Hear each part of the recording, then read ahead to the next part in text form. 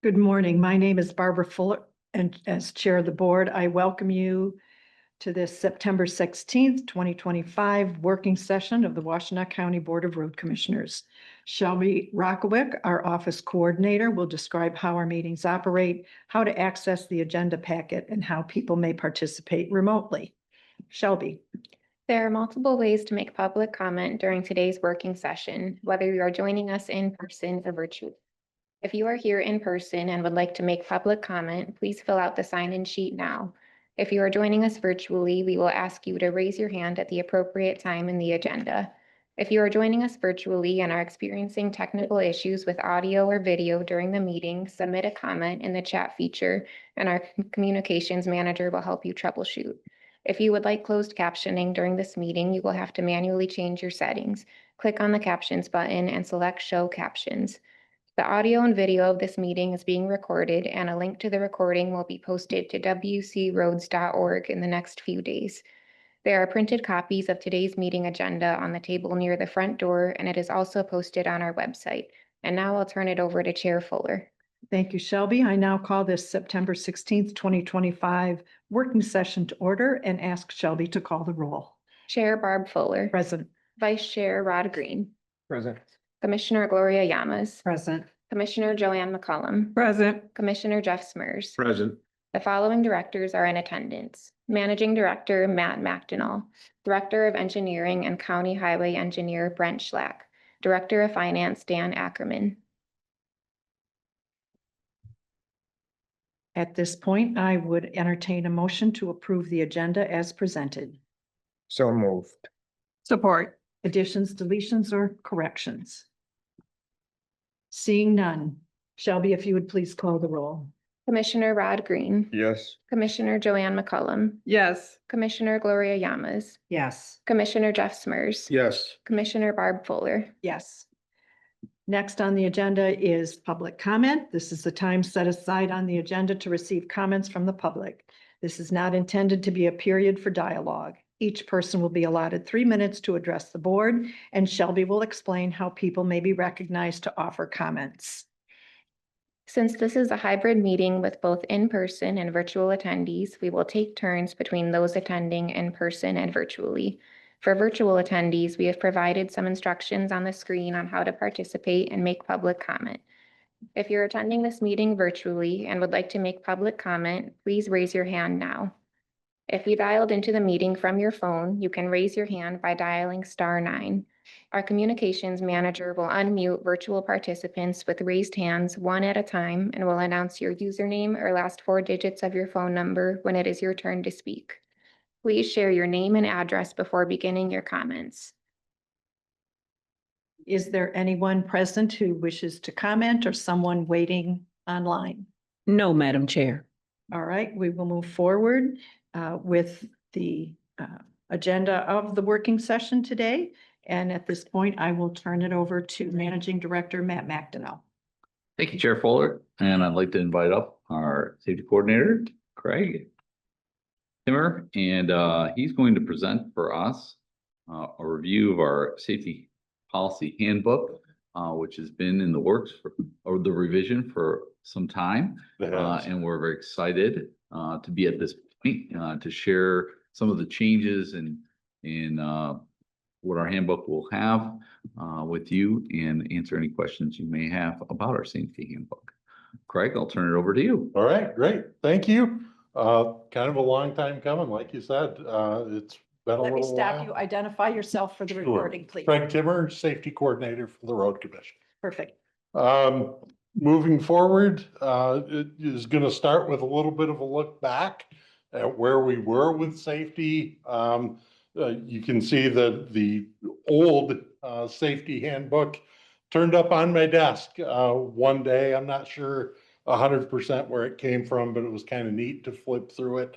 It's relatively small, fits kind of in the palm of your hand. I think it's 24 or 26 pages from cover to cover, and that was back from July of 1976. So we've had safety rules and a safety policy in place of some sort for almost 50 years.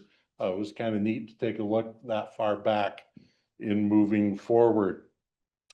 Our current version of the safety policy handbook was last revised in 2014. The cover of that kind of draws attention to equipment, personal protective equipment, and gives that feel of sort of a rule book or a policy, not cold, but maybe a little bit chilly to hang on to.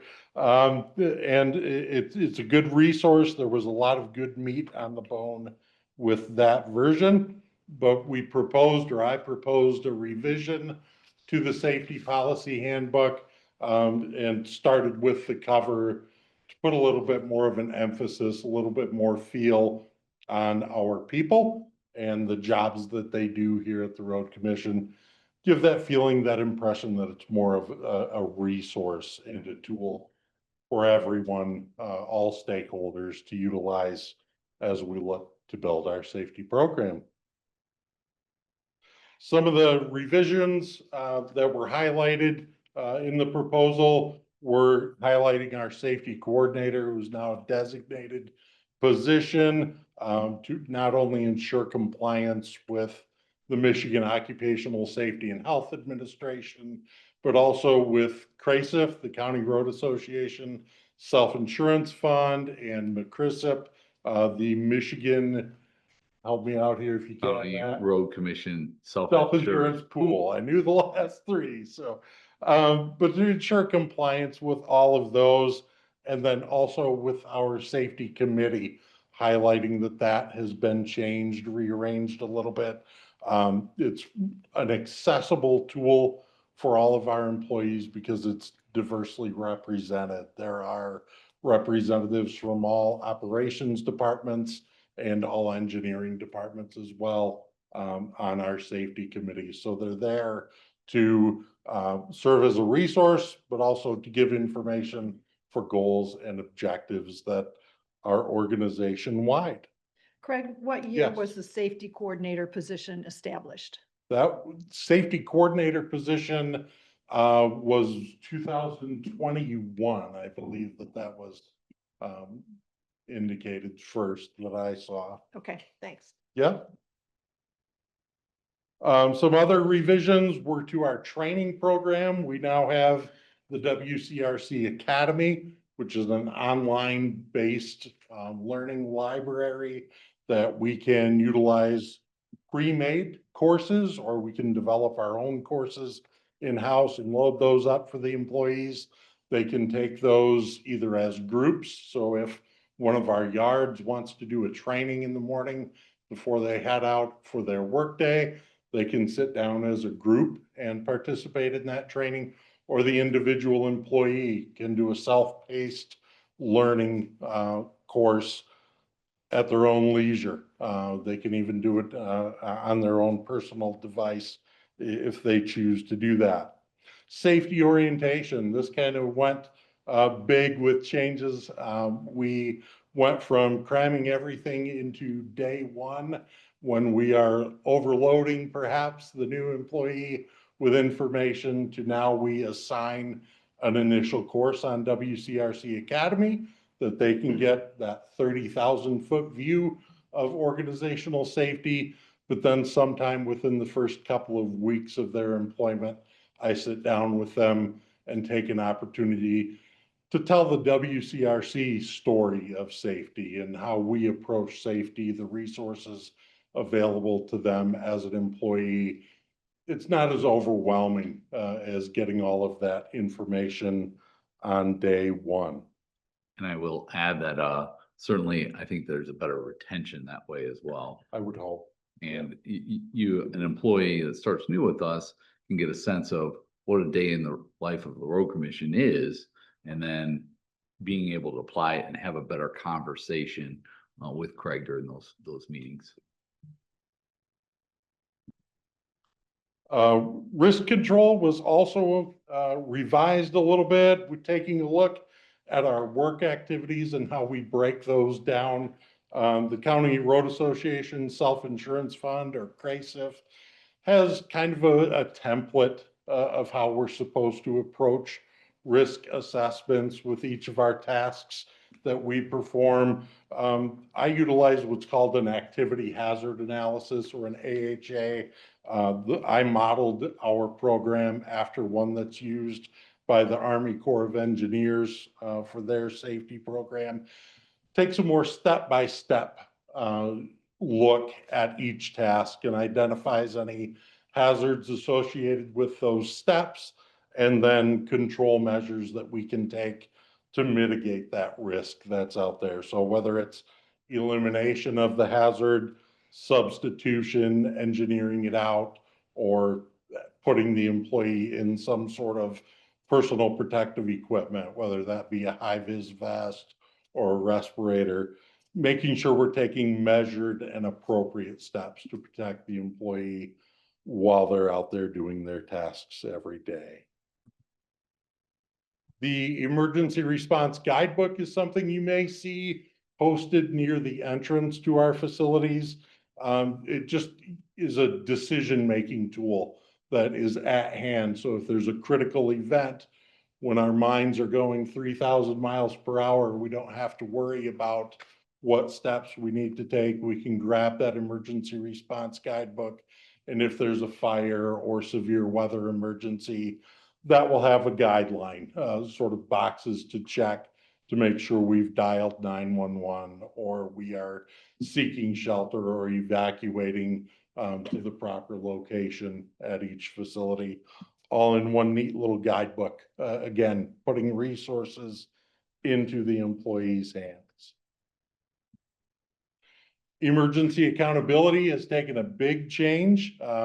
We used to just kind of take roll when we evacuated the building for fire or a tornado. If we sought shelter, we would do an ad hoc roll call and hope we were getting all the boxes checked, all the employees were accounted for.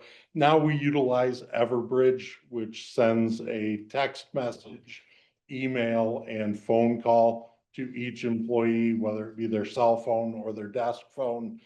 Does it all simultaneously with a couple of toggles and a few mouse clicks. Those alerts can be broadcast to every employee in the organization.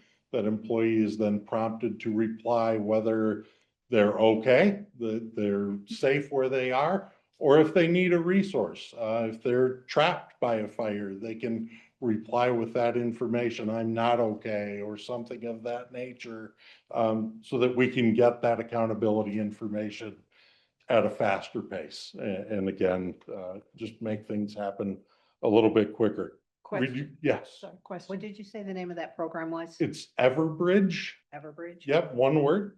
Is it an app? It Yes. is. Yes, it's online website and also technology that we download. We work with Everbridge, and they also work with the county, which is kind of how we found them. It's been a great tool. So you have to have muscle memory for these things. So when we do our fire drills or tornado drills on a quarterly basis, we're utilizing Everbridge, and we have a team that certainly activates, and we've designated certain individuals that may not be dealing directly with the entity, like Mr. Chris Quinter could be the one that could send information, and he's not the one dealing with a site or folks externally. We've got a pretty good, robust program where we're now exercising on a quarterly basis. We meet monthly as the team that can send messages out to remind us all, make sure our passwords are updated and our logins, and we can get to it via cell phone or computer web-based sign in. And it's a very powerful tool, and it's one we're very proud to be able to say we've made some very big steps forward as an organization on emergency management. For instance, it really, this issue came about when we had a fire near one of our yards, and we could have handled that situation better and communicated to our crews better on instructions and how best to quickly get information out and inform staff. That's speed, and information is critical when you're dealing with emergencies. So this is a great tool for doing that. Craig, I don't know if you have anything to add. You checked all the boxes for me. Okay. If you can come up, that'd be great. Did you have more? Introduce yourself. No, not just Well, here. I did want to clarify that the app is not something the employee and the individual has to download. Nicole Peterson, HR manager. Thank you. That it's the app that us as the administrators of the program have on our computer and our cell phones. But for every individual that's hired here, even our interns, we have a way, a method of communication with them that gets entered into the database so that they can receive the text message. So something similar to like what a university may have to send out that emergency like lockdown type of procedure. So the employees aren't required to download an app. It's an app that us as the administrators have. Thank you for that clarification. And it's good, everyone receives an email and then everyone provides a number, much like winter maintenance call-ins, we have to have a number to reach them. And so that number is uploaded into this same system. Great. Sounds great. Thank you. Yeah, you're welcome. Commissioner Green? Actually, do have a question here, but I wasn't sure whether this was the appropriate time.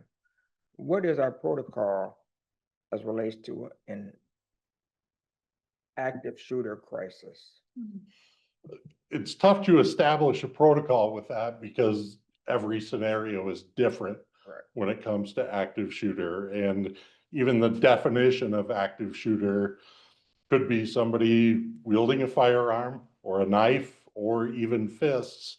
If they're looking to do harm on a large crowd, that falls under that kind of definition of active shooter. We are kind of building that program a little bit better. It is addressed in that emergency response guidebook to kind of give you some rough outlines of things you should do and things you shouldn't do in that event. But I'm closely following the United States Department of Homeland Security's guidelines for how to handle active shooter events. And it's tough. Again, like I said, every scenario is different. So keeping in mind just that basic run, hide, fight, response program is our place to start. That's our ground zero. Separate yourself from the event. That's the run portion. Hide, get concealment or get cover behind something if you can to stay out of line of sight of that person. And then fight is that last tool that we want to use, but it comes down to essentially you're fighting for your survival at that point. So, And we've taken steps in that this building in particular, a lot of the conference room and offices have a lock system that's bolted to the ground and you can slide it. There's an emergency locking procedure that essentially take it out of the plastic box right next to the door and insert it and it barricades the door. So that was something that moved forward. So, and again, this system is critical because when you have an event like that, you need to be able to get information out. Don't come to the main yard. For those in the main yard, take shelter or seek or exit the building. The persons in the lobby use a different, so you can communicate those things using the system. Go ahead, come on up.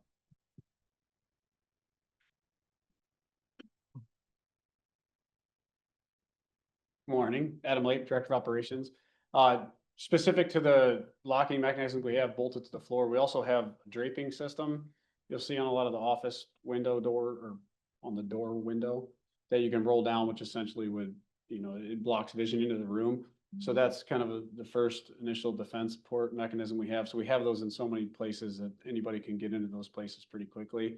And so that's more of kind of it's a portion of the run, but it's really the heavy portion of the hide. And then you just essentially barricade yourself, which is fine.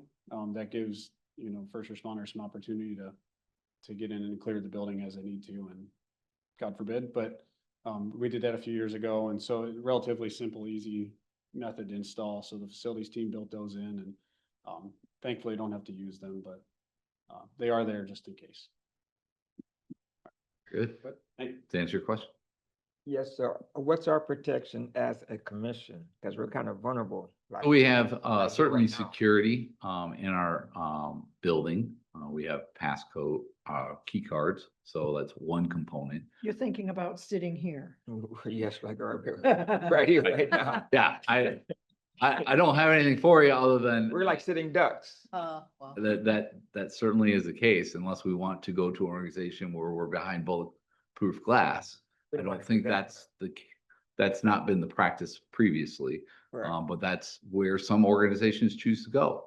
And as a board, if you've got guidance that you'd like to provide on how or what you'd like to accomplish in that regard, that certainly we can move in that direction. In fact, we toured facilities yesterday, and we looked at Kent County and Kalamazoo County. And at Kent County, they had ballistic glass barricading between the public entrance and the secured back staff entrance. The boardrooms were all wide open.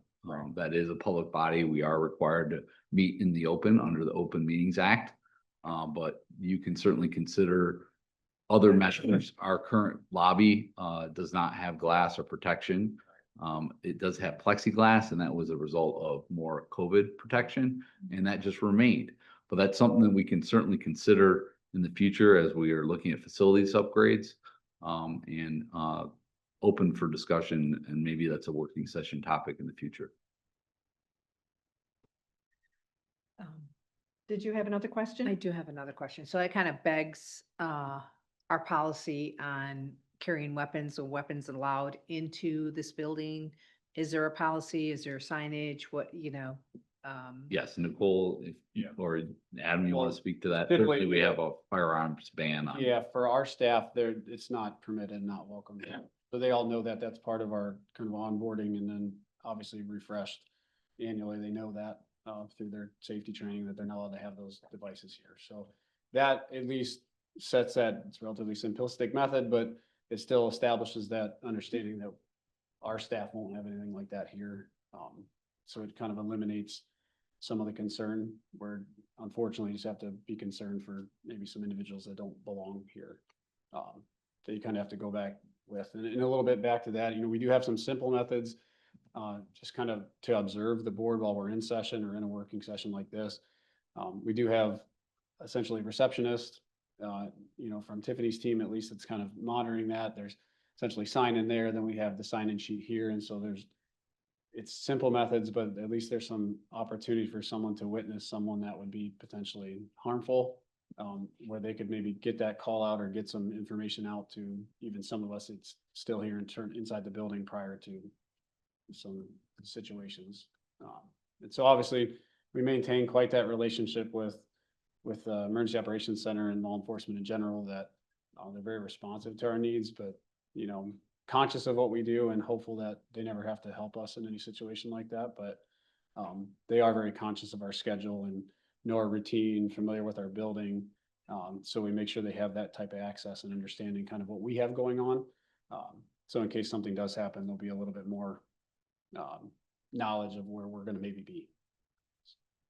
Okay. So unfortunately, we have to think of that. Jeff? When we went through Kent yesterday, even in their reception area, even the walls were class 3 ballistic walls. So they took some serious precautions there. Mhm. Doors, walls, windows, everything. Just in the reception area mainly. Yeah. Where was that? Kent. Kent County. Kent County Road Commission. Yeah, very modernistic Yeah. approach. Yeah. I think good ideas, good thoughtful process, and doesn't look any different than any normal, frontage facade of a building. So it's good they found ways to build that stuff in without obstructing the view or the characteristic of the building, but it's certainly a safety feature that's worthwhile discussing at time. Yeah, so I have another question. That begs another question for me. I don't know if the county has a policy about open arms being brought into buildings. I know they're not allowed into courtrooms or other things. Are they allowed in here from the public or not? That's certainly some topic we can talk to our attorney on. There's a lot of open carry laws out there that I am not familiar with. We've never delved down that rabbit hole, but certainly we can. Okay, thank you. Enforcement is always the trick. Right. Right. Mm. Any other comments or questions? Okay, What Go a ahead. time to be alive that became the hot Right. topic. Huh? So, moving on. The next steps for the revisions, October 7th, board meeting approval for the revisions of the safety policy handbook. And then it'll undergo an annual review, including myself and our employee safety committee in that process. And then any proposed revisions as warranted, if anything comes up that needs to be completely gone through, I'll be back up here to propose that revision, moving forward. everybody should have a copy of the Yep. policy that we'll be looking at on October 7th. So again, looking back 50 years of guidance in the back cover of that old safety policy handbook. I thought it was kind of funny, so to speak, tongue in cheek. Use common sense, think safety is just kind of that foundation of any safety program. You can start there. And as they did in 1976, you can end there as well. That safety policy and myself are both about to turn 50 years old. It's kind of interesting, but I did see a coffee mug a few weeks back that read, "We're not over the hill, we're on top of the hill and the view's magnificent." And I feel that for myself, but also for safety here at the Road Commission, just in the 3-ish years I've been here, to see some of the changes that have taken place and to know that there's more to come. It's pretty exciting. And if there are any more questions or comments, Commissioner McCollum? Yes, is there a defibrillator in each yard? there is. Yeah. As I know we have one here. Yeah, there are actually 3 at this yard. So one in the main building here, one in the driver break room, and then one in the shop Okay. area as well. So, yeah. So I have an, Commissioner Green and then Commissioner Yamas. Is there a person trained in CPR at each yard? Yes. I believe we're well over 90%, maybe even 95% or more of our employees are trained in American Heart Association CPR, first aid, and how to use an AED. Thank you. Commissioner Yamas? answers my. Oh, okay. Thank you. All right, And it talks to us, right? it does. It goes right through. Yeah. I just want to say thank you to Craig and the team at the safety committee. There's been a lot of work over the last few years to get us to this point, and it's a continuous improvement, right? We're just building as we go, but a lot of work has gone in last few years, and particularly operations as well. Ken Harris and Adam Lape have been working very closely with Craig in the work that we do, and making sure we're very aware of the resources that are available to us. So just big thank you. You're welcome. Thank you for the opportunity. Grade school. Do we do fire drills? We do. Are there drills that, yeah, okay. Yep. There's practice involved. There is, and October is Fire Safety Month, so just there may be one coming. So, yeah, Yes, that's part of that Everbridge system. We practice not only sending the message, but physically going to must be fun. Yep. So, and for quick reference, our rally point is the South Gate. That's something that changed. So, Yes. yeah, Yeah. we used to have 2 rally points, and now we just have the one out by the main gate. So, kind of simplifies things. Yes. Hmm. All right. Okay, thanks, everyone. Thank you. Thanks, Thank you. Craig.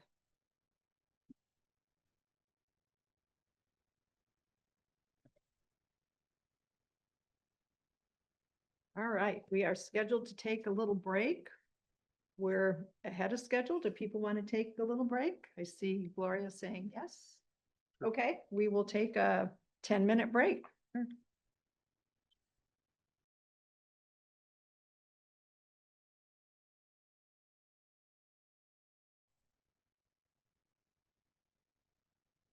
All right, welcome back, everybody. We will continue with the agenda, and the item before us now is roadside vegetation management. Mr. McDonald. Thank you, Chair Fuller. We are here to talk a little bit about how we go about highway roadside vegetation management. It's a mouthful. And Adam will take over here and guide us through this conversation. And it is a conversation, so if you have questions, feel free to please raise them as we go. All right, thank you, Matt. Good morning, Adam Lape, Director of Operations. Here to have a little conversation about highway roadside vegetation management. And Matt is correct, it is a bit of a mouthful, but we're proud of it. It takes a little bit of work to get through the program. And so there's a lot of parties and a lot of people involved, contractors as well, trying to keep that going throughout the county. So we'll touch base on that today. We're going to talk a little bit about the program itself and kind of some of our mindset, some of the equipment we use, then some of the impact on the roadside features, which I'll kind of explain roadside features, what that really gets into. And then goals to improve our service level that we know we've talked to the board a few times about how we've had this goal to continually improve our service level and help eliminate some obstructions along the roadside. And then some of our next steps, and then question and answer, like Matt said, is really, as we go through this, please ask questions. I mean, we have tons of information, tons of opportunity to talk about it. So please ask your question or take note, and you can ask at the end too, and we can get you any feedback information you might have or might need as well. All right, so with that being said, I will overview a little bit of what we do at the Road Commission as of right now for vegetation management. We do traditionally, so we have about 3 ways of doing this. Traditionally, we're mowing. Our mowing program is essentially 5 to 8 foot width off the shoulder of the road. And that's just ground cover, so just ground mowing. We currently contract that out. Years previous, we did that in-house, but we found it's a little more efficient, a little more effective to do that with a contracted staff. This was early 2000s as budgets started to be constrained a little bit. The agency had to make some adjustments there. So eliminated the mowing crew and had to take on the opportunity to use contracted services. And the crew wasn't eliminated. They were essentially given other Yeah. duties, meaning the district crews have a lot of work to do in the summer with our local road program. And so trying to balance all the general maintenance and also the projects, this is one I think that was decided this is a really good service which we could contract out in a cost-effective manner and still get the work done and allow our crews to do other things. Yeah, it just, it took 3, 4, 5 people a lot of time throughout the year to keep up. And then you add in the MDOT contract at some point, we, we're mowing that as well. So there's just a lot of mowing going on that was, stretching us pretty thin for already relatively limited groups and equipment. So. And can you speak to the frequency and between the state trunk line, the primary and the local and Yeah, how you do about it? Yep, Okay. and then we have some slides too. We can talk about it, but to preface that a little bit. So what we do with the contractor, historically, we've done 1 cutting. And then we would do a second cutting on the primaries with the budget, and we'll have a slide and talk about that. We've had a good operating budget this year that supported us making 2 full cuttings. So essentially spring, midsummer, or spring, early summer, and then midsummer, fall, where we can actually mow. So our goal is to mow every mile of roadside, whether it be unpaved, paved, and almost eliminate primary local conversation where we used to only be able to mow the local roads once a year. So that's why we've kind of worked through that, and thankfully for the budget that was able to support that this year. So we'll cover that a little bit more in a slide, but Gloria, did you have a question? No. Specific? Okay. Yeah, so that's kind of how we get through that, Matt. We don't get to mow as much as we'd like to mow. Once you mow, it grows back really quick, and we'll show some pictures of that as we go on. So can be mowed multitudes of ways there. What you see in the picture, and I'll zoom in for us here. You see there is a boom mounted rotary head. We have the similar units for our internal staff that does mowing with our boom mowers that we refer to. And that's essentially that 5 foot width. Multitude of types of equipment that can do it. This is what the contractor selects. You can do it with a side mounted mower that's physically mounted to the mowing unit, the tractor. This is a loader actually that's running a power unit, pushing it down the road. Or you could pull a mowing deck behind you. And we've got cars backed up and passing. Yep, yeah. Problem. Well, that was I was gonna go into that. Now on the back of that, are there Yep. like lights and Mhm. all that? Yeah, to- so we require, per the MDOT standard, construction specification manual, so they have to be fully lit like a regular construction vehicle. So we do that. Jared Powers, the assistant superintendent, goes out. They'll have essentially a preseason safety meeting with them, review one of the pieces of equipment, make sure they're all complying with that. But yeah, so they have all the same lighting that any of our loaders or tractors of whatever type class they're using, even if they're equipping with a pickup, has the same type lighting pattern that we would have. So lights in the back and slow moving vehicle sign, and usually like a stay back warning mowing. And then they have actual mowing signs that they'll set. Mowing ahead is what you'll usually see.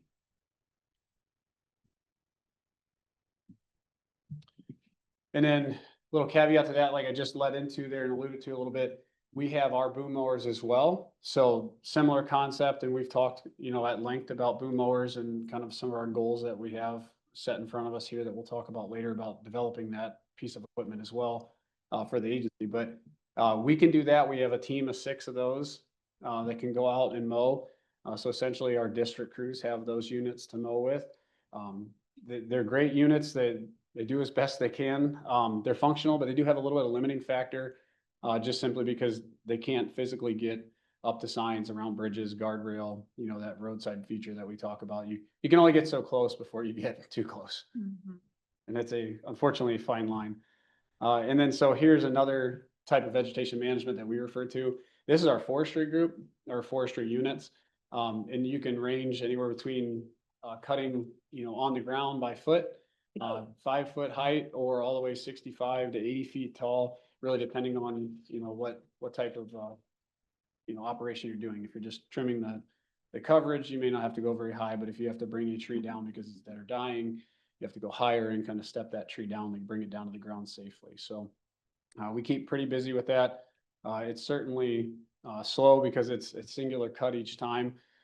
So it's not the most fast and efficient method of vegetation management, but it's a necessity for us because we can be selective and we can pick what we need to trim to be able to maintain, whether it be road cover, so we can actually get the beds, elevated in wintertime, or just get typical daily traffic through, or fire trucks, school buses, whatever example you want to use. So we have quite a few methods for that because inevitably grasses eventually turn into brush, which eventually turns into weeds and kind of grows its way into a tree. And a few hundred years later, you have some full growth that you have to trim. So we do that consciously, and then we maintain the seasonal limitations. So there's a few limitations specific more to oak trees that we focus on the most. Essentially mid-April to mid-July, mid-October, there's 2 little opportunities you have there. So your mid-April to mid-July is where they prefer you not to cut and seal if you do have to trim a tree. And obviously we know how our construction seasons are. We do as much as we can ahead and behind those schedules, but inevitably we do have to seal those oak trees. So we make a cut, we seal it. Our contractor does the same thing. We make a cut, they'll seal it, and then you move on. And then as you get into the end part of the season, there's always some concern sometimes for specific dead and dying trees for bats and certain other, animals. So we kind of moderate that as best we can. And then you can always call on the state to have them inspect certain trees if we have to remove a tree for a specific reason. But then we get to the mid-October, and then we kind of carry on to being able to cut. When you see that brown out is when essentially you can cut forestry wise with pretty much any type of tree and not be too concerned about affecting anything. Commissioner Green. Yes, thank you. Just looking at this picture, it looks kind of dangerous. What kind of training and safety protocols does something like this require? Quite a bit of actual physical, like seat time, but so yes, it is dangerous to answer that question. So the employees strapped in with the harness up there, which is probably even harder to see in general, but we also have third-party training. So you kind of see the harnesses up there. There's some black lines there. That's actually the harness connected to them. So we do have third party that comes in. Ken and I met the individual years ago at the superintendent's conference. His name's Dusty Brown. So he comes in and he's full arborist, full training certified. He actually works for some university and trains all over the state of Michigan up into Canada. So he has quite the reputation and licensure to train us. So we'll do class training. Matter of fact, Ken had one just last week. You do a class portion for 6-8 hours, then you go out in the field and you cut for another few hours. And it all depends what type of training we want, but we get everybody kind of like a general safety understanding and training. And then as they start working in the equipment, they get a little bit more specific training, the types of cuts that you can use, roping. So essentially you can rope a tree and walk it down. Basically you load the rope that's designed for that. You load the rope. And so when you make the cut, the rope accepts the tree weight. And then you can by hand just let it come down. We use block and tackle. It's kind of technical terms, basically pulleys that the ropes you wind them through, tie special knots, and you can kind of bring that down. So we have good majority of the group.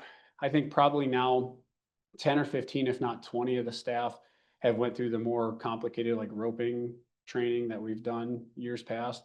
And then, like I said, the entire staff gets this general maintenance training for the saws and for actually how to make cuts.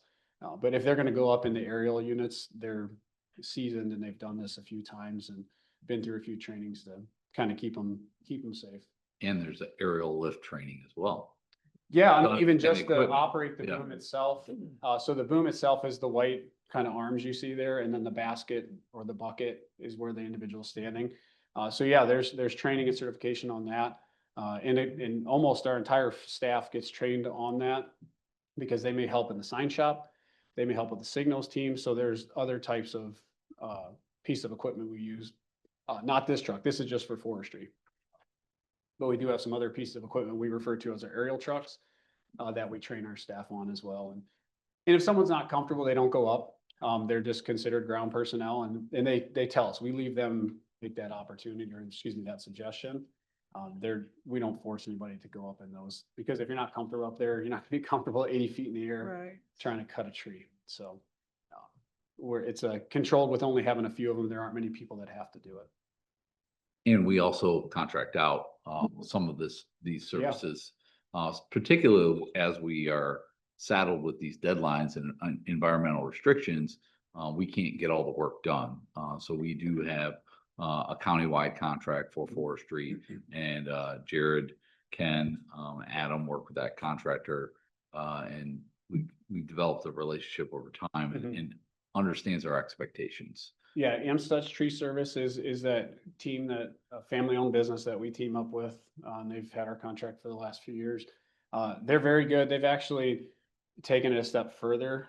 And the one son of the owner, he actually worked at Lenawee County Road Commission. So he 100% understands kind of what we do as a road commission for trimming, and worked with Dusty Brighton as well, that I said Brown, excuse me, but Dusty Brighton as well, that does the training now, that has left the agency and does training. But they've bought specialized equipment. Their goal is to less staff and try to do it mechanically as best they can. So they have specialized equipment because that's their profession. That's what they're doing every day. They're able to clamp onto a tree, trim it and bring it down, or cut. Some of their equipment's so strong they can cut almost an entire tree and set it into the truck and haul it away for us, or chip it up if they need to. So we've been able to honestly save a lot of money. It's much safer because, our risk level goes to zero essentially at that point. And so we've been able to really meet these deadlines, and we've even partnered with some of the engineering projects before. We're able to do it pretty quickly with this contractor. So it helps. We still need to have the skill set and the understanding internally, because when it's an ice storm, or when it's storming at night, or a tree falls just out of the heat of the summer, and an oak, succumbs to at least the heat and the pressure, which is interesting, but well beyond me scientifically how that works. But the pressures in the trees will change, and when it gets really hot, sometimes they'll actually just fail and fracture and basically pop, and they fall. So we need to be able to control ourselves and our destiny a little bit with that, and be able to trim as well. So we still keep our skills and tools sharp, no pun intended, but we still practice that. So nice to have a contractor though. And they're great for us. They're great with the customers. They're very good for us. What's the window for bats? Bats, I think you stretch into October. From where? What? I believe that's your mid-April too. April through October? Yeah, so they start coming in about the time of, really the season. So that mid-April is really a lot of times you can, any type of restriction that our agency will see, whether it be water, mussels, fish. I mean, there's spawning, all kinds of, it's usually like a mid-April, when the summer really starts kind of kicking in there, or late spring. And so you're always mid-April, and then so the bat restriction goes out until almost Halloween. So it gets you into October. But we have some good connections with the state that the few times I've had to take trees down in the summertime, I've been able to call. Ironically, the individual's name was Mr. Bat, I believe. I'm not even, He's the Batman. I'm not even joking that I found it comical when I met them, when I moved up here to this agency, but he was always very good to work with. He may be at point of retirement by now, but we can nonetheless make that call to be conscious of the environment and see if we had a dead or dying tree that was adjacent to a culvert or something we had to remove. We'd get inspection for it and then process it. We just try and minimize those exemptions that. We we're work in trying the to do. winter as best we can. That's why with Brent's and Aaron's planning and their team, we're usually able to know what we have coming, that we can stay ahead of this, you know, so we're a year or so ahead as best we can be. And if we know we have a project that's, you know, pretty good confidence, we'll go trim a tree or remove a tree under maintenance, knowing that it's going to be part of a project at some point. So We do a lot of forestry work in the spring and fall. A lot of forestry. yeah, and even in the winter, if we get decent seasonal conditions, Yeah. it's great. I mean, you see there, we're wearing sweatshirts because we're trying to do it outside the season. The foliage is really, really hard for the units, the equipment to process as well, so. Okay, so with that being said, we kind of covered kind of how we vegetation management now, and so now I want to talk a little bit about the impact on the roadside features. Before I get into that, roadside features can range anywhere from a guardrail you see in the photo here, signal cabinet that controls our traffic signals, even the strain poles that hold the traffic signals, hold street signing, stop signs themselves. I mean, so there's a lot of roadside features. Focus a little bit more on guardrail today, and I will reference signal box as well. That cabinetry kind of sits off in the weeds as well. So I'll kind of focus on that a little bit as we talk. And we have tens of thousands of signs. Yeah, a lot. And so you see guardrail in general, I confirmed last week, I thought we were still in the 80,000 foot range. I thought we were at 86,000 feet the last time that I counted when Ken and I went out when we first started doing GIS a few years back. But now Alan Squire confirmed we're over 100,000 feet. So, and that's even estimated. So I think we're even plus at this point. So we have quite a bit of mileage that we have to maintain guardrail wise. So as I always do, in the picture here, I'll depict kind of perfect scenario. This is essentially a newly constructed rail, you know, limited ground vegetation. So vegetation is important for us, especially to control erosion. And so that's why it's so important to have vegetation, but to manage it. We like just the broadleaf type, basically grass, you know, kind of limit it to that. Vegetation is great, protects against that erosion. So that's why you see us anytime we disturb earth, we try to restore it. Or in our projects, you'll see project restoration is a conversation or terminology you'll hear us use.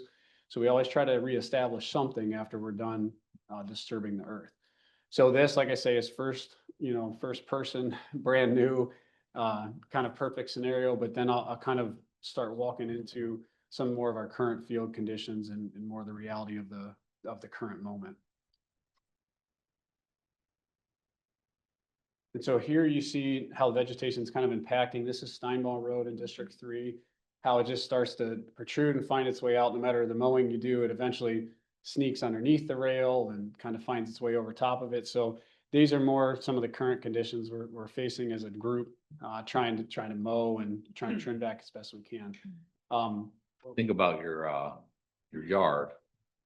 Yeah. You only mowed your yard twice a year. What would it look like? And we get the question from the public, well, why don't you just weed whip? Well, even if you weed whip every week, it's managed, right? So that's the hard part is we mow twice a year and Mother Nature can take a rail back essentially. And that's really what Adam's showing is it's difficult, even with the things that we talked about, our mowing program, boom mowers, and the challenges that we face in these scenarios with guardrail. And these are truly safety features of the road, but people need to be aware that they exist and they're there and present. Yeah, the obstructions is risky to us because, you know, even Jared Powers and I were talking this morning, you know, we would never want a new employee to be out wing plowing and actually plow into a rail if for some reason you know, there was enough overgrowth. Obviously, it won't be green in the middle of winter, but it quickly can become brush. And then we don't want, you know, the mower, or excuse me, the wing blade just getting driven into it. So we try our best to keep them visible and really just keep them sightly. But as you see, nature tries to kind of take back what it once had. And then here's some more discussion about that, and it's specific back to the mowing. So you see on the right side of the right side photo there on Lima Center Road, you know, our contractor and our team's been able to mow as close as they can, but sometimes you can only get 1 or 2 passes behind. So that's been mowed before, but you see how it's grown back. And now the contractor finishes and they go on down the road because they're for roadside mowing. They're not for that boom mowing portion. You know, the contract is specific to that. And so then we have to come in and try to mow behind that rail.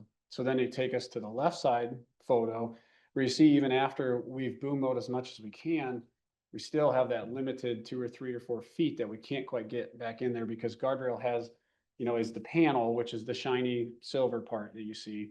And then there's posts that hold it up.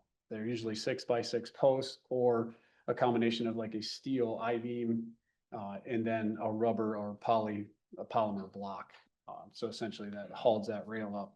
And that's what gives it the rigidity that's designed, you know, to accept the impact of a vehicle trying to hit it from the side, a glancing blow, so to speak. And then you get the leafy, what turns into essentially brush or a small tree, growing right behind that block Yeah. or post. I And think fruiting. you can't get to it with a boom mower. Yeah, and so I'll show you a few pictures here, or a few slides where we've tried our best to get close and then we end up striking it.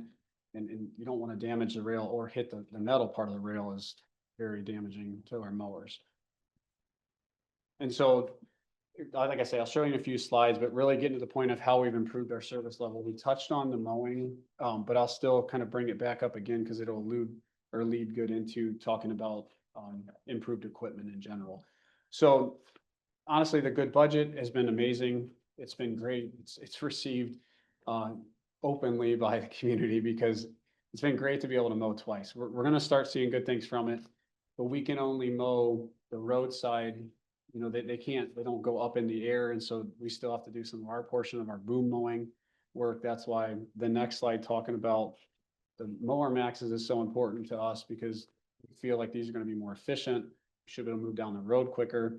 But you see, they're still limited a little bit when you start to work around rails. And what I mean by that is, and I'll zoom in to show it, is the back part of the unit. And we've talked about these at length, but you see the back part of the unit. There's a power unit, kind of a mower there, and that's a hydraulic motor that controls that. So even when you're trimming, you can only get within a foot or so. You know, you're not getting like that full width of that yellow piece essentially cutting. So there's still that limited space that you have to work with. Excuse me. So we still kind of work through that part. And then this next slide is what happens, as Matt kind of alluded to on the left, that leafy vegetation will grow its way up into the post eventually. And then when we try in the same area to try to mow some of that off, we end up inevitably damaging the structures, which obviously we don't want that. It's expensive, but it's also, it risks, you know, degrading the rail to non-functional. And so we don't have to go out and replace a rail just because we were trying to mow. So we balance that as we go. So it's a bit challenging, but you see we've been able to mow behind it, but there's still that 3 or 4 feet we just can't quite get to.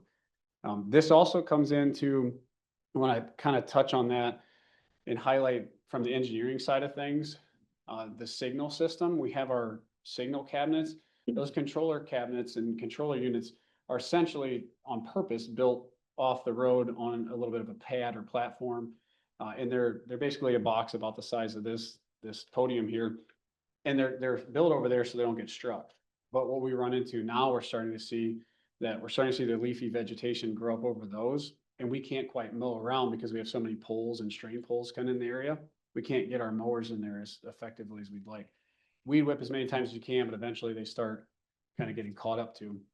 And then what it does is promotes opportunity for rodents essentially to get in these cabinets and start taking up, you know, house in there. And that's where the damage comes in. That's where the big risk is with that, because then the system, essentially either shorts out, stops functioning, goes into a flash, which is, challenging at best. Traffic still makes its way through, but it's a little bit challenging when you have either all-way red or a flash on one and red on another, because you get people making less than desirable decisions. It's not a common occurrence, but it certainly has happened. It's flawed us here and affected us here recently in the past. So that's something we've kind of worked through, and Michelle's team from traffic and safety is working through it. But like I say, it's hard to keep up with us. So we're doing our best, but we're reaching a point where it's getting a little challenging. To improve our service levels, we've actually previously we had targeted guardrail spraying. This is aside from the roadside spraying that we had, which we'll talk about in general, but we had guardrail spray programs established as well that we had done that was targeted throughout the county to kind of maintain around signal boxes, around guardrail ends and long line guardrail pieces. That was early 2000s. I did a little bit of homework last week. Found all the way into 2006 and 6, 7, 8, 9 where they talked about it. I don't know the actual date we started. We didn't go too terribly far into it, but I saw old communications from Jim Harmon, myself, when I got here in 2014, and then back to Ed Reed prior to Aaron Berkowitz being superintendent, that we knew that there was an established program for the guardrail side of Yeah, things. that's how in the past we essentially did these targeting sprays and managed by the guardrail post essentially and the signal cabinets. We took it a step further beyond targeting spray and developed a roadside herbicide program, which Adam's going to talk about. Yep. Yeah, so when I started in 2014, I was lucky enough to have some kind of experience with roadside spraying beyond guardrail. So then we kind of worked to develop that program, held that program from 2017 to essentially 2019, when the board, myself, really the entire staff, we heard constituent outcry about that. And so we decided we had the resolution to stop the herbicide program for that point. But what we did by doing that, we ended up creating, essentially a moratorium also for the guardrail spraying, because we stopped herbicide in general.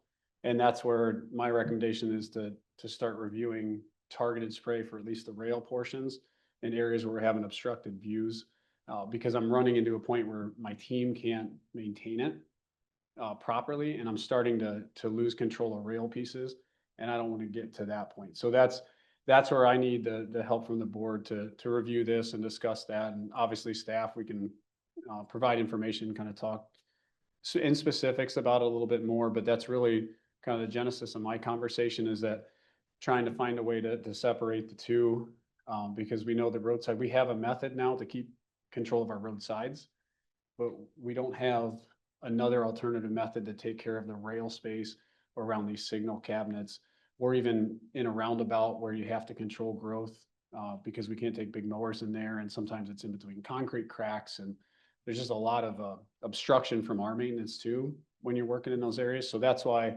I'd like to have the conversation and separate the two, and really start to review how we can move it forward, what alternative methods we do have out there for us. Ultimately, provide a better service level on our vegetation management. And I think you've got examples of. Yeah, pictures. so we have some examples, throughout the county. These actually were from the county parks, so along some of the trail systems throughout the county. County parks and Metro Park. Or yeah, excuse me, and Metro Park as well, if I failed to mention that. And specific to this, just for kind of awareness in general of what kind of like we're talking about comparative to what you see in the photos. So in the photos is essentially non-selective spray use, where it's essentially a total kill. What our team needs to use, and I'll get to that on the next slide, needs to use a selective spray and a controlled growth inhibitor, where we still need the vegetation, want the vegetation to control that erosion, like we were talking about on the Perfect World example on Lima Center Road there. We still need that. So we don't want to eliminate everything. We just want to control that growth, because we can't physically get under there and trim it. We try to just keep it down where it is, because that protects against the erosion. And obviously we know that we can't traverse behind most specific rail systems, because it's usually protecting some type of slope some type of gradient or an obstruction that we can't physically get around. And so that's what brings us to these photos where this is an MDOT photo. So this is going westbound on I-94 before you get to Old Jackson Road or Fletcher Road off ramp there. And so you can see where it's just controlled and it gives you just that space to work with. And they've actually got limestone underneath their shoulder. They've been able to maintain ever since they erected the shoulder, because they've always, had that program to use the growth inhibitors. So you see a little bit of brown there. I probably can zoom in a little bit to try to help. So you see a little bit of brown there. So that's that brown out where they just sprayed that down. And then there's growth inhibitor there. And it's hard to see in the photo, but there's a different elevation or different level there. And I don't know if I can actually help, but if you follow the laser pointer right through here, there's a transition in the spray. And so you see where they've sprayed and where they haven't, where they can just trim it and mow and continue on. And the boom mower could reach back there if they chose to.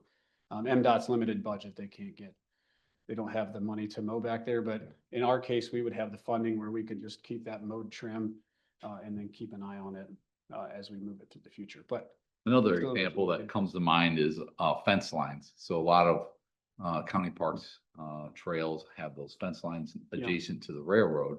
Those fence lines end up being targeted sprayed as well, because you can't get the weed whip tangled up in the fence line. So they spray along those fences, and those are those brown out areas.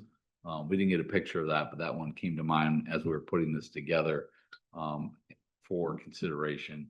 So it's just a discussion topic. We don't have any action, but there is a recommendation to look at this, and we wanted to kind of get your feedback on that. Yep. We recognize, our next steps, that this was a Yeah. very hot topic in 2019. well, yeah, We were all in the room when the room was very packed. We are not looking to go back to spraying the entire roadside. That is not the recommendation, and that's really what the constituents, particularly in Webster Township, really were advocating to eliminate. And ultimately, we took action to eliminate all spraying, and now we're dealing with that and having some challenges with that. So we're here to kind of talk about it. Yep, yeah, so, and certainly myself, lived it, right up front there.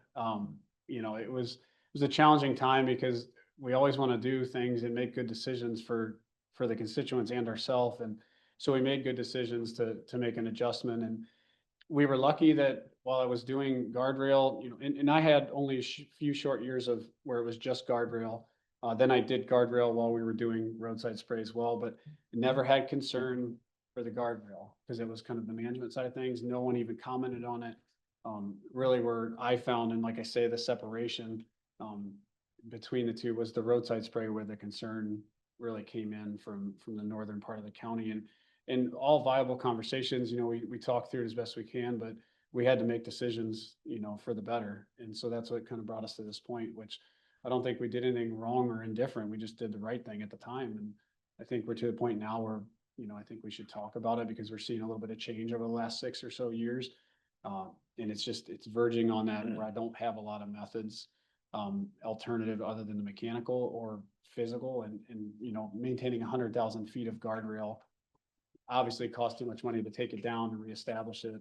And then the hand trimming would just, I don't think we could probably ever even kept up, even trying. And we're dedicated to roadside mowing, Yeah. and that boom mowing, different Yeah. equipment. So we've made up. Moving forward with mechanical means, not any spraying, but this is really the idea is that targeted spray and developing a procedure that could be adopted then moving forward. Yep. If there's a desire to do that, that's our recommendation. Yep, yeah, so if there is a desire, then we'll work further on, developing kind of where we'd be, what type of materials we'd use and how it'd be overseen and the whole process of actually how we've done it before and what we've did in the past and what we know that others have still continued on here with for the past few years, so. Yeah, it's not as if others aren't already doing so. We're very publicly criticized, and certainly we want to be open and transparent on any decision-making as far as the change goes, we can certainly host public information meetings and or talk to our partners in county parks and city of Ann Arbor on looking at how they go about it, because it's being done all over. So including MDOT. So it's just how we go about manage that and providing a little higher service level for those targeted areas. So it's another tool in the toolbox. We always talk about it, Brent always presents that, the mix of fixes. And so that's where the other method of how we're gonna maintain a specific area, compared to, do we mill a road, we pulverize a road, so really the mix of fix that we might need for options to take care of the roadside facilities specifically.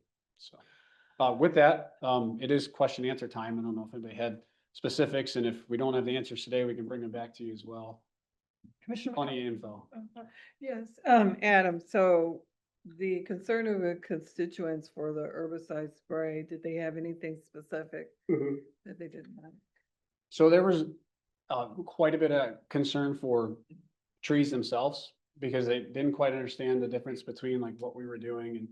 And, there was that fear of all the trees, death as well, like killing the trees, which wasn't the intention, but that's still, so you had that fear. And then you had organic, essentially organic farming fear. And then you had kind of fear in the middle. It was just fear and concern for just in general, animals, pets, I people. mean, we had free range chicken discussion. We did have some, yes, we did. It have- was, yeah. Yeah. Some of And the so- commissioners remember that quite well. Yeah, so we had that discussion as well.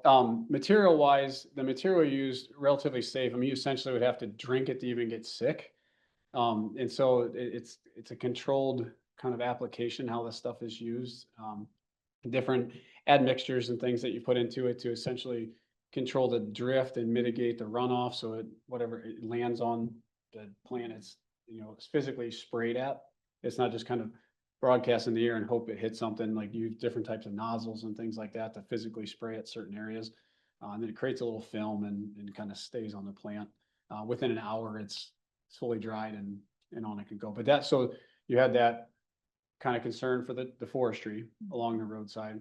Then you had general concern, and then you had also organic concern for people actually growing things, which, all the people I talked to through that, for the most part, they weren't growing anything, up against the road or anything. And we kind of clarified that, but just that anxiety in general. Is it going to make its way through the water and all this? Yeah, that's what I was wondering. Yeah, and we don't spray around bodies of water. Yeah, so there's specific materials used to stay away from bodies of water. And if you do have to spray bodies of water, you can have your licensed contractor, which are applicators, they're licensed applicators. They can use specific materials and spray adjacent to waters, which is what you would see like the DNR using for like near waters of the state, things like that. So for the most part, guardrail, we just would skip if it was by the Huron River and by bodies of water. Most guardrails are protecting things like that. So you would only spray outside of the influence. You wouldn't just broadcast over the bridge deck and hope you hit something down by the water. They're pretty controlled applications. Thank you. Okay. Yep. Rod? Yes.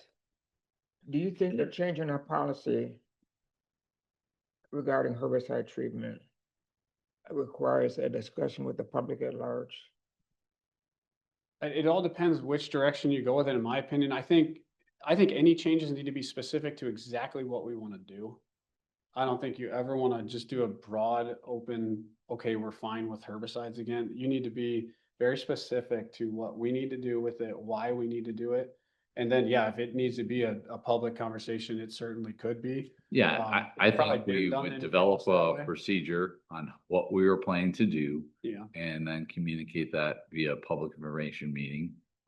And get feedback before the board were to consider something like that. Yeah. That would be my suggestion. Yeah. But again, this is a dialogue here to get feedback from you all and how you'd like to go about it.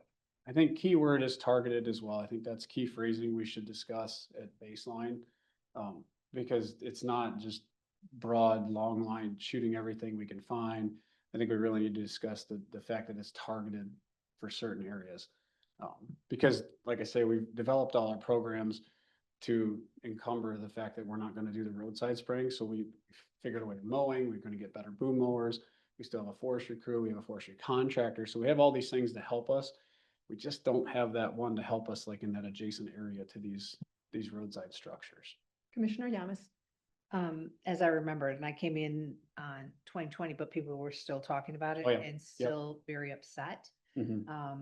And I don't think we did targeting then, right? We didn't just, They were, that was something we did already, was Mhm. targeted. Yeah, spraying. probably different size nozzles and certain Right. depth and lengths that.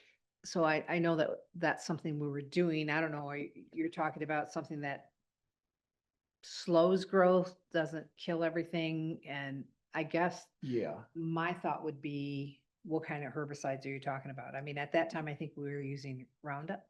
No. So Roundup is non-selective, so Roundup is total kill. So Yeah. we used a combination, and I say combination because the two are interchangeable. So one is Tordon K, which is a specific herbicide that's used for, along the rail system, along roadsides. It's designed for that, so it's relatively safe in the whole realm of herbicide. And then we had, Method was another, Method 240L, which was another, same, like I say, they're same thing. They're herbicide. And then we had, Plateau, which is your actual inhibitor. So this Plateau, herbicide will get applied. It basically just limits growth. And you get a few months out of that limited growth. It really just slows it down for the season. There's multiple ways you can spray that in the fall. You can spray that in the spring after first cutting, or you can spray it just on what's existing and just let it sit, and it will limit the growth. To keep things from just kind of broadcasting and going everywhere, what we used in our mix was called Nuofilm. And what that does is create just a little bit of essentially film. And so it's called drift control additive or a sticker. And what that does is weight the spray. So like when you're pointing it at something and you spray it, when it goes right to it, when it hits, it has a little weight, so it stays there. And then also when it creates that film, it basically just like insulates itself. So within an hour or so it dries, so it doesn't get like all of a sudden if a pop-up rainstorm came up in July or something, and let's say you sprayed it an hour before, you don't want it to wash off. And so that's essentially what it's for, is to try to, sorry, I believe the slides, but anyways, so you try to keep it, it's essentially that sticker, try to stay to it. And so that was all we were using. There's been the chemical 2,4-D that's been used before, but we didn't use that when we were shooting this time, we were spraying this time. But yeah, so no non-selectives were used, because non-selective is kind of back to those pictures we show where it will just kill on contact. And then there's a little bit of residual. And so residual means how long it stays. It has like an afterlife. And so the non-selective herbicides usually have a residual. And so what it means is nothing can grow after that for like another 2 months or another 5 days, depending on whatever it's designed to do. So yeah, there's quite a bit of science side of it, but that's also why we left it to licensed applicators, because then they had modern technology, what's working in the moment. And that's why the difference between the Tordon K and the Method, because they found one was easier to get than the other, one was cheaper, and it still worked the same. So that's why they made those switches. But they were interchangeable. So yeah, there's plenty of science to it that we can kind of talk through, but.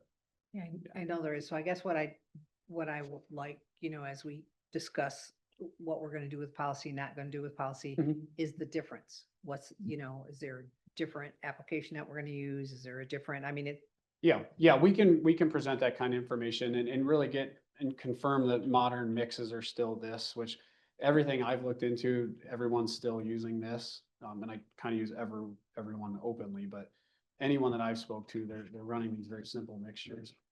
The biggest thing is making sure you have that weighted sticker or that weighted drift control added, because you want to target what you're applying it to. You don't want to run the risk of it moving and getting, spread to other areas.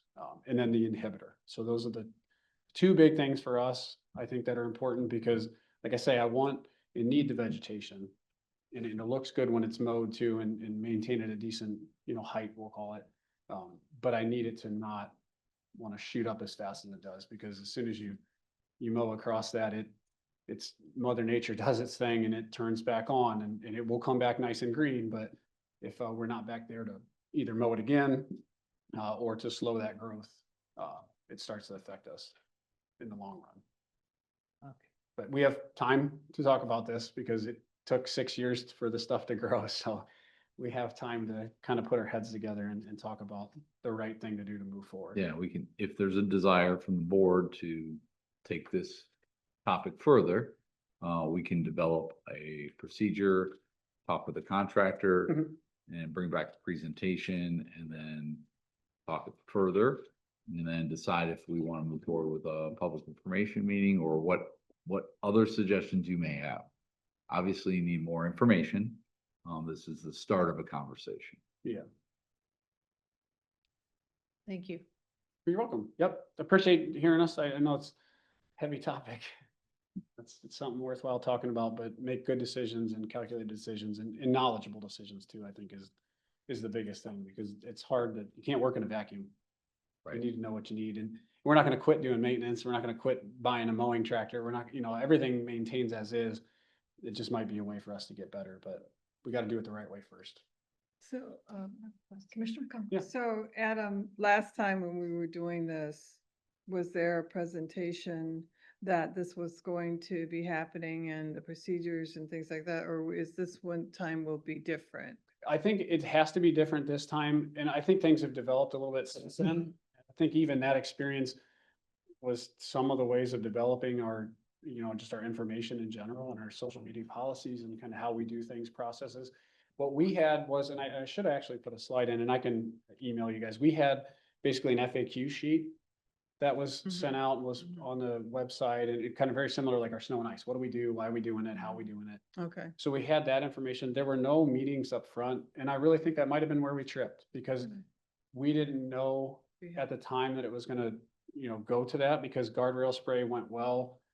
Everybody felt that that was good, and then the direction was to move it quicker. And so we started moving and heard nothing, but then all of a sudden we heard something. And when we heard it, it was a lot. Loud and clear. Yeah, Yes. yes. It was, and in we were particular, successful, but it we was, was you right. were doing this roadside application for a couple of years. Yeah, so I had worked essentially from the northwest back around and was almost done with my first lap through the county when we really started Right, and hearing things. yeah, ultimately, when we got to Webster Township, there was an opt-out, so residents could, if they didn't want their frontage sprayed, there was an opt-out. Yeah, But there was a lot of vocal, we don't want this at all, and that's Yeah. where it ended up. Yeah. We stopped altogether. yeah, because I was able to maintain. So there it wasn't a at lot low of level. public engagement about the policy. It was the Mhm. why and the FAQs. Yeah, And so we can absolutely do things different, and we were criticized, along those same lines with some other tree removals and safety projects. So it was a tough storm to get through. We got through it and we got better for it. I mean, we really upped our communication game. I think it changed us. It in a really good way. changed us as an organization in a lot of ways. We don't want to go back to those, tough meetings, but I think it's a good conversation to have. Yep. And we're open and transparent on how we do business, and this is no different. And a good combination of the group that we had outcry for, Okay. because I think I was less than, I was probably 11, where I needed to, have no sprays put in, through the process prior to that for roadside. And through review, because I reviewed each and every area, because I was gonna, at that time, until we had hundreds, was gonna be the guy, I was gonna put a stake down and tell the contractor here to here, A to B, don't spray and move on. And most of the areas that people had concern, they mowed their frontage, or the area of concern was 1,000 feet off the road. And so we were able to talk through it. But when it got to that point where there was more than 10 or 15 people I could talk to in a week, that's when everybody had that concern. And then it was uncontrolled concern, because we couldn't even get the information to them quick enough or ahead of time, to try to help them with the reasoning for what we're doing and in specifics to where we're applying things. So, but yeah, I think those couple experiences we've had, I think has helped us.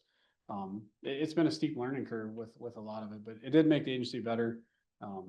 And I think, like I said earlier, we made decisions that were good in the moment, and I think they were good for the agency at the time, which is, I think, what we're, all tasked with doing, is making the right decision at the right time. And now we finally developed ourselves to where maybe we can have conversations, to do different things, but the timing has to be right, that fruit has to be ripe, I guess. Thank you. You're welcome. Any other questions on the topic? How do you want us to provide feedback on next steps? In writing Open to any. to Yeah, Matt? you could Yeah. certainly, However you want to do that. obviously, you're hearing this for the first time, so any thoughts that you had, please share with Adam or I. You can Yep.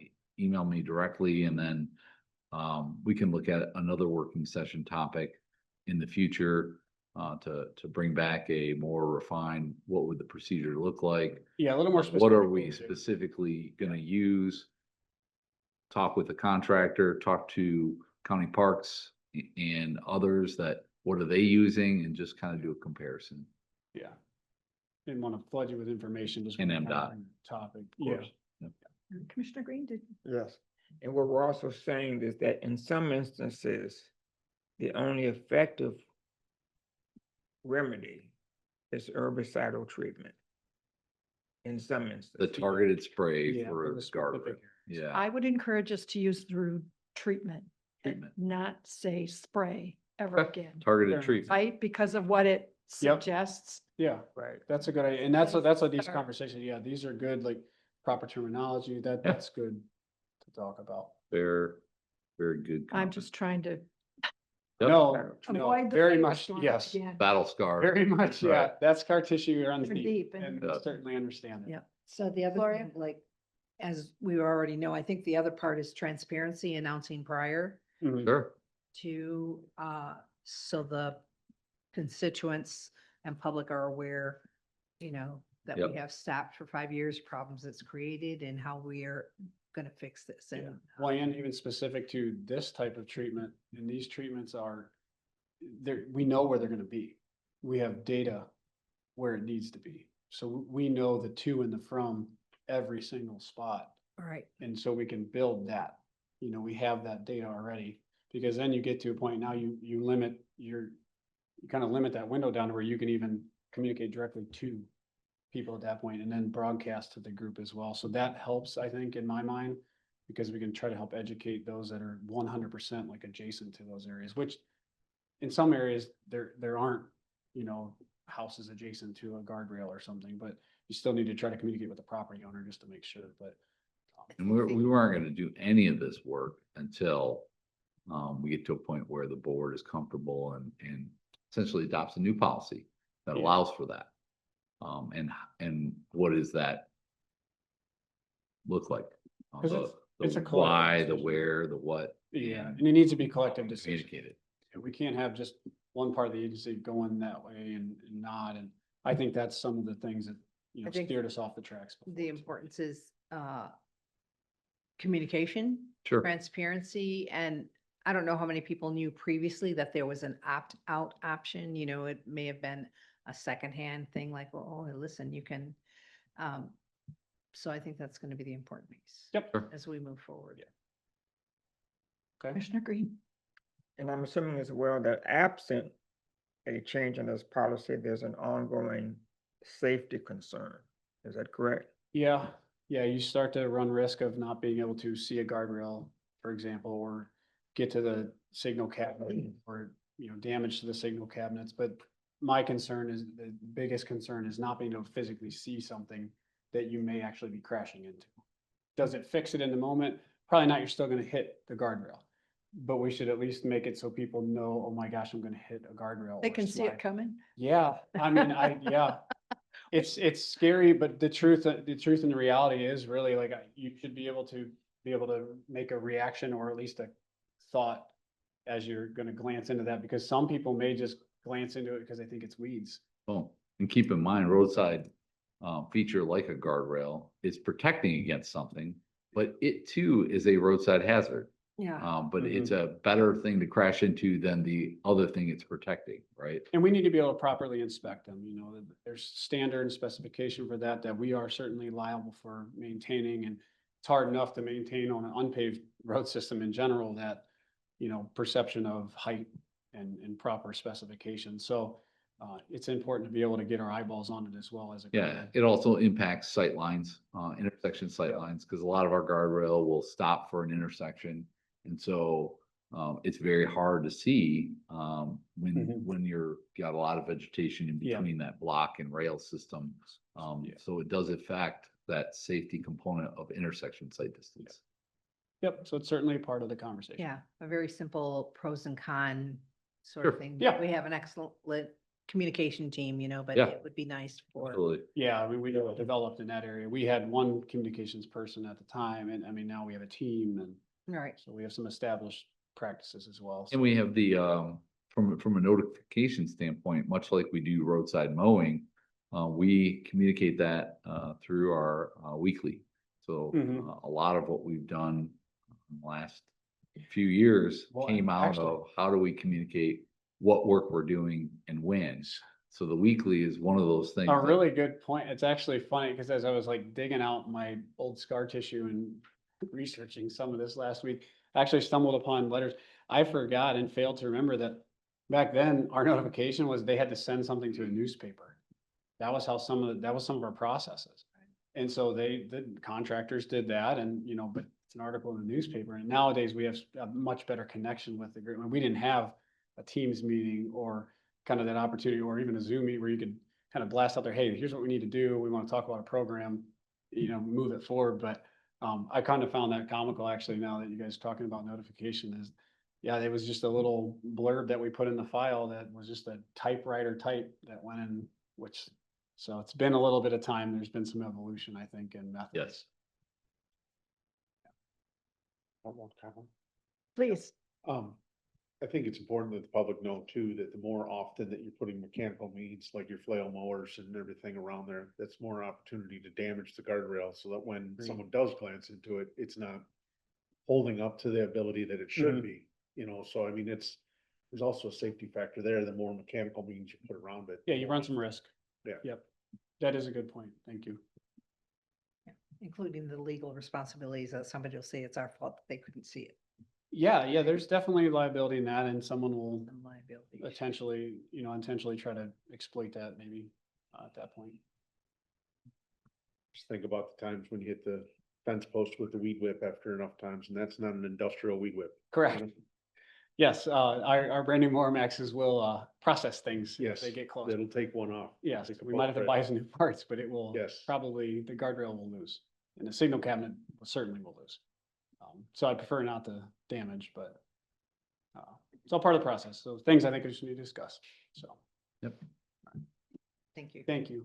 It's important to remember the response that filled the boardroom was an emotional one. Mhm. It was not a cerebral one. People were not responding to facts, Yeah, they to were- explanations. Yeah. We have to be very respectful and sensitive to the fact that this is going to be emotion. Yes. And when you throw facts at it, it just puts fuel to the fire. Yeah. So be thinking about the how of this and the words that we use. Agreed. Gonna- Yeah, and I can't think of any other examples where other agencies were doing what they are objecting to, right? That was the tough one where Yeah. not Just very there's a many lot of other reaction 'cause it was- agencies were that you could do a comparison on, right? So that was tough to defend when you're having such an emotional reaction Mhm. and you didn't have anything else who else is doing something like this? The answer was no one in the county. Well, and there's the old thing. It doesn't matter what everybody else is doing or Yeah. not doing. We're concerned about what Sure. this The current. agency is. Yep. Parks and Rec can cut trees to their heart's content. They can spray whatever they want so that people can cycle without Correct. things hitting them in the face. The railroad says, I don't care what you want or don't want. Somehow the road commission has become a lightning rod Yeah. for environmental things, and it may be a personality, as I recall, from that incident that stoked that fire to get people here, both on trees Mhm. and the herbicide. So that was a pretty intense Yeah. period Yep. of criticism for this group. Yes. Sure. Yes, it And was. we resulted in our current tree policy, right? Before we didn't really have one and we had to, come up with a very Yeah, brought about change. thoughtful tree policy. And we also rejected federal dollars for a project Yes. Mhm. because, Yeah, that was just previous to that. Yeah. yeah, because of the objections from the public. It just There was- wasn't fair amount of win confidence. situation. Yeah, Yeah.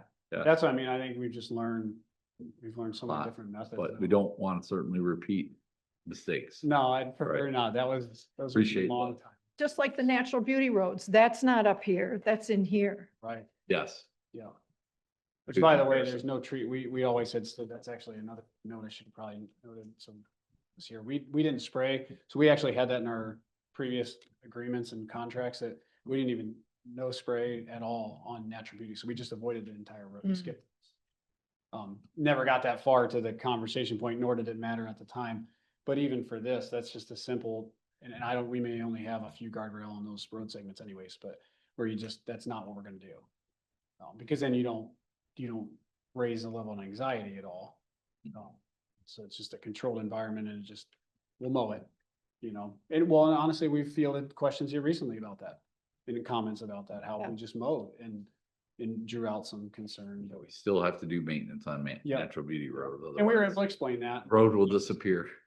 Right, yeah, we don't want it to go back to They nature. could. Yeah, we wouldn't like it. I've got a couple examples. I guess I won't quote on can they have it back or not, but, yeah, so I think being able to at least answer questions like that now, and we've trained ourselves to give that information ahead of time and talk to townships, and we're a lot better than what we were when we tried to cut trees and then we did the roadside, and so we've done a lot to learn, and Yeah, and I thankfully think got you to learn bring up with us. another great point is educating our township partners.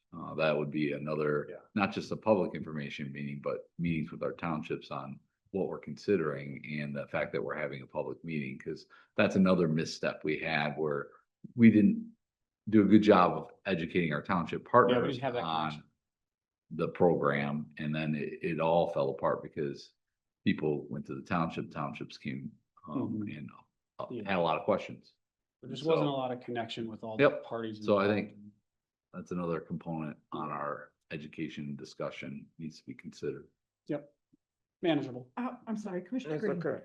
Yeah. Not to compare apples and oranges, but does the city of Ann Arbor use an herbicide treatment program?